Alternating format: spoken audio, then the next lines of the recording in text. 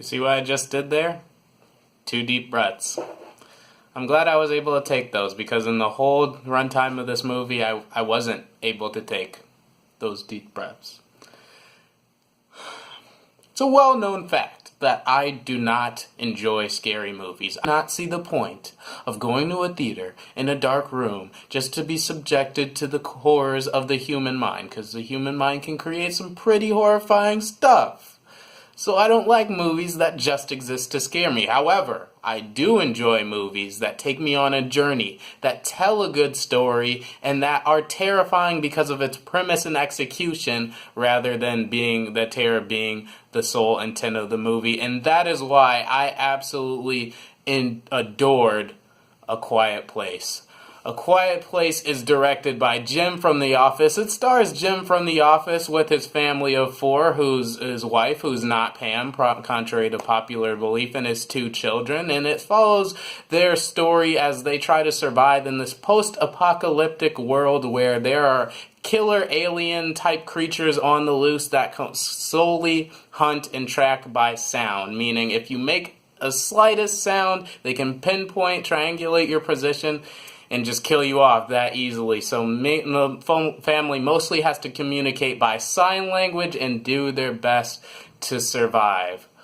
This movie is incredible. All Office jokes aside, what drew me to this movie is this is clearly John Krasinski's passion project. He talks about time and time in interviews that this is not just a horror thriller. This is a movie about family. This is a movie about how far you're willing to go for your family. It stars, all Office jokes aside, it stars John Krasinski and his real-life wife, Emily Blunt, as they try to survive and take care of their family. And a lot of this movie's charm, and it will stick with you just because of how it portrays the family dynamic. Seeing how desperate John Krasinski and his wife are throughout this movie to take care of their children and survive, but still love on each other and still remain a unit, a tightly knit unit and a family, is completely phenomenal. The acting in this movie is superb. Every actor and actress in this movie just completely show off their talents as far as the subdued performance. Language, dialogue is almost entirely non-existent in this film. The family primarily communicates through sign language, and that was such a nice touch because you connected, you saw the heart a lot more. They had to use their words a lot more wisely, and it was so much easier to connect and care for these characters because you really get the depravity and the desperate situation this family is in. The subdued performance and the lack of dialogue make the close-ups and make the intense moments all the more impactful. Shoutouts to John Krasinski and Emily Blunt. Phenomenal performances in this film. Also, shoutouts to the children. The child actors, I don't know their names, but this is some very impressive child acting. That's usually what acting aspect that holds a movie like this back, but the children were phenomenal in this movie. So were the performances all around. But what sticks with this movie is its terror. It is a PG-13 horror movie. There's not any blood or excessive gore, but what makes this movie so terrifying is that it grips you from the beginning. It has a strong command on silence and sound, or the lack of sound, and it just really puts you in the moment because you pay attention. You are watching this movie frame by frame like a hawk. You are listening for every sound, every move the characters make, and that induces a lot of paranoia because the manhunter aliens, they make this clicking sound whenever they're closing in on their prey, and that, as a gamer, that definitely gave me PTSD having played The Last of Us. I was like, clickers! That wasn't a pleasant memory, but it was just really intense. You value every single move. You are watching this movie like a hawk for every single move that the characters make. And this movie definitely avoids a lot of the horror tropes in that it was like, okay, there's this dark room, there's this place you know you're not supposed to go to. Don't go in that dark room.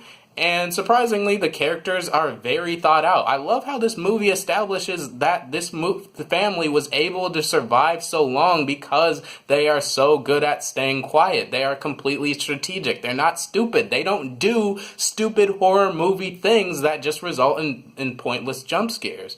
I'll get into the jump scares in a second, but more of the positives, it was so encouraging to see a movie in this day and age support the traditional family structure and and depict a strong family unit in this time. It was such a good movie in that it really got you to feel for each and every one of these characters and want you to survive. The terror is so gripping, you feel like you are in this situation, and that is how a horror movie should be, or a thriller rather. It's much more of a thriller.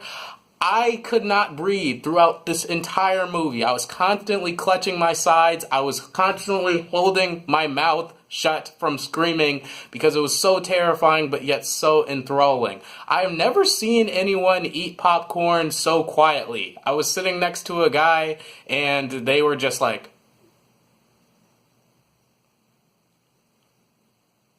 they were being careful of every sound they were making. And that's how you know a movie is doing a phenomenal job immersing its audience, if they too are clutching to the premise and execution of you can't make a sound. Really well done execution as far as the sound department. The acting, the terror, the strong sense of family, and the music. The music is very phenomenal. There are so many great tracks that perfectly bring out the more emotional themes and the more terror-driven themes of this movie. Such a good score, acting, performances, and terror. Of course, this movie isn't flawless. There are a couple parts where I was like, okay, the jump scares as a whole are fairly predictable. You can see them coming. But what this movie does so well is that it goes silent for so long, there is no way you can tell exactly when said creature is going to pop up, and that's what makes the jump scare still effective. It's the build-up. What makes the jump scare effective is not necessarily the scare itself, but the angst, the tension, the build-up coming to the jump scare itself, and this movie was masterful at saving itself, at reserving the good jump scares towards the latter end of the movie. The jump scares as a whole were, again, fairly predictable, so a lot of hardcore fans of the horror genre are probably going to complain that they just weren't scared enough because they knew when said creature was going to pop up. I feel differently, but then again, I haven't watched many horror movies, admittedly. And the second thing people are probably going to complain about is the ending. I personally, no spoilers, of course. Go see this movie, long story short. This movie is phenomenal. No spoilers, of course, but the ending will leave a lot to be desired in the eyes of many fans. I personally enjoyed it. However, the ending is a little open-ended, and a lot of fans are not going to find the sense of closure that they want. This movie is phenomenal. One of the best movies I've seen this year. Such a good, triumphant return to the theater. I do not engage typical run-of-the-mill horror movies. I like to engage intellectual horror movies that actually say something about family and how far you're willing to go for family, and that also happens to star and directed by an Office star. That always helps too. A Quiet Place is phenomenal. It's completely terrifying. Do not see this movie alone. Take a friend, take a bro, take a family member. You will appreciate it so much more as you grip their arms for dear life. I am absolutely loves this movie. I am going to give A Quiet Place 4.5 out of 5 stars. Terrific movie. Thank you so much for watching my review. Please like, share, and subscribe if you enjoyed it. I am Pack. Thanks so much for hearing my perspective, and I'm out for now.